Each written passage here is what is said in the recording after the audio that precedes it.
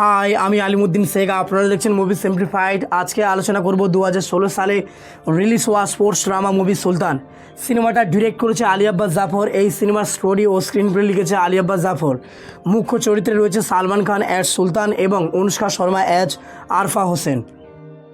সিনেমার গল্প যদি একটু ছোট করে বলি, পাঞ্জাবের রেওয়ার ডিস্ট্রিক্টের ফর্মার রেসলিং চ্যাম্পিয়ন সুলতান আলী খান একাকী জীবন কাটাচ্ছে এবং একটি সরকারি ওয়াটার ডিপার্টমেন্টে কাজ করেন এবং বাকি সহকর্মীদের থেকে মাসের শেষে বেতনের দিনে চাঁদা কালেকশন করে ব্লাড ব্যাংক খোলার জন্য।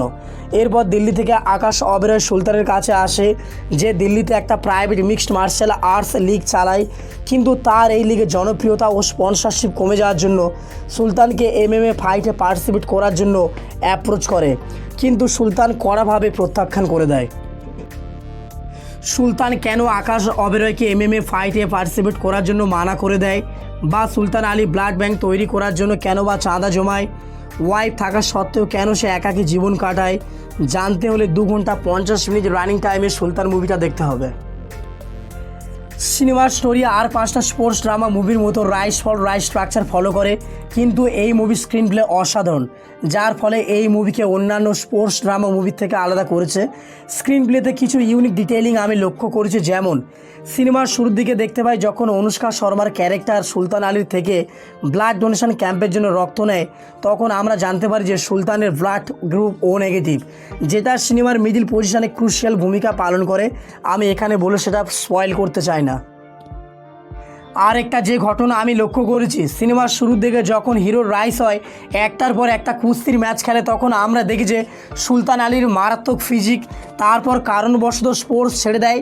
মিডিল এজে আমরা দেখতে পাই সুলতানের ফিজিক একদম বেকার হয়ে গেছে, পেটে ভুঁড়ি উঠে গেছে। তারপর সুলতান তার MMA কোচ ফাতেহা সিংয়ের কাছ থেকে কঠোর 2 মাস ট্রেনিং করার পর আবার ভালো ফিজিক গেন করে, কিন্তু এখানেই আছে আসল ডিটেইলিং।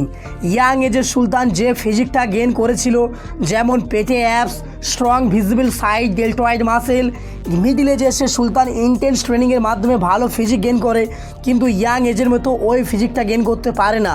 স্ক্রিন প্লের এই ডিটেইলিংটা আমার খুব ভালো লেগেছে। এর জন্য এই মুভির ডিরেক্টর এবং রাইটার আলী আব্বাস জাফরকে কুর্নিশ জানাই। এই মুভিতে প্রত্যেকটা অ্যাক্টর খুব ভালো পারফরমেন্স দিয়েছে, স্পেশালি সুলতান আলীর চরিত্রে সালমান খান। আমি মনে করি সালমান খান তার অন্যান্য মুভির মতো রেগুলার একটা পারফরমেন্স দেওয়ার পরিবর্তে এই সিনেমার জন্য সে খুব খেটেছে, সেটা ফিজিক্যালি, অ্যাক্টিং ওয়াইজ, এবং যেভাবে হরিয়ানার অ্যাকসেন্ট ডেলিভারি করেছে অসাধারণ। স্ট্রং স্পোর্টস ওম্যান আরফা হোসেনের চরিত্রে অনুষ্কা শর্মা ইমপ্রেসিভ। সুলতান খানের কোচের চরিত্রে রণদীপ হুড্ডা অল্প সময়ের জন্য থাকে, বাট ইম্প্যাক্টফুল। সিনেমাতে ইমোশনাল অ্যাঙ্গেলগুলো খুব ভালোভাবে ওয়ার্ক করে, যেমন সুলতান আলীর সাথে তার কোচ ফাতেহা সিংয়ের বন্ডিংটা এক্সিলেন্ট। MMA ফাইটের জন্য রণদীপ হুড্ডার ক্যারেক্টার যখন সুলতানকে ট্রেনিং করাচ্ছিল, তখন সে সুলতানের মধ্যে নিজেকে খুঁজে পাচ্ছিল। MMA ফাইটে চ্যাম্পিয়ন হওয়াটা সুলতানের কাছে যতটা গুরুত্ব ছিল, কোচ ফাতেহা সিংয়ের কাছে ঠিক ততটাই দরকারি হয়ে ওঠে, এবং ওই জয়টাও যেন তার নিজের হয়ে ওঠে। আর এই পুরো বিষয়টা খুব সুন্দরভাবে স্ক্রিনে ফুটে ওঠে।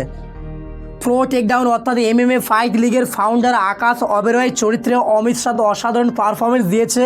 তার সাথে সুলতানের ইমোশনাল বন্ডিংটা খুব ভালোভাবে ওয়ার্ক করে। আকাশ অবেরয় একটা লিগের মালিক হওয়া সত্ত্বেও তার মধ্যে মানবিকতার যে দিকটা ফুটে উঠেছে তারিফ করার মতন। সে সুলতানকে শুধু একজন প্লেয়ার হিসাবে নয়, তার ফ্যামিলি মেম্বার ভাবতো। সুলতানের জার্নি ক্রাইসিস সে নিজের মধ্যে ফিল করতো। সুলতানের মালিক নয়, সুলতানের ভাইয়ে পরিণত হয়েছিল। অমিত শাহের সাথে সালমান খানের এই বন্ডিংটা খুব ভালো লেগেছে। এক কথায় প্রত্যেকটা ক্যারেক্টার খুব সুন্দরভাবে লেখা হয়েছে, আর তারা খুব ভালো পারফরমেন্স দিয়েছে।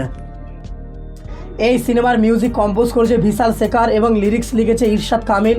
এই সিনেমার জাগ ঘুমিয়া এবং বেবিকো বেশ পছন্দ, এই দুটো গান আমার খুব ভালো লেগেছে। এই সিনেমার ব্যাকগ্রাউন্ড স্কোরও খুব ভালো, অ্যাকশন সিনগুলোকে এনহ্যান্স করতে সক্ষম। সিনেমাটা ক্রিটিক্স এবং অডিয়েন্সের খুব পছন্দ হয়। 90 কোটি বাজেটে তৈরি হওয়া এই মুভিটা ওয়ার্ল্ড ওয়াইড 623 কোটি আয় করে, যেটা 2016 সালের সেকেন্ড হাইস্ট গ্রসিং মুভিতে পরিণত হয়। আপনারা যদি সুলতান মুভিটা দেখে থাকেন, কেমন লেগেছে কমেন্ট করে জানাতে পারেন। চ্যানেলে নতুন হলে অবশ্যই লাইক এবং সাবস্ক্রাইব করবেন। থ্যাঙ্কস ফর ওয়াচিং, দেখা হবে পরের ভিডিওতে।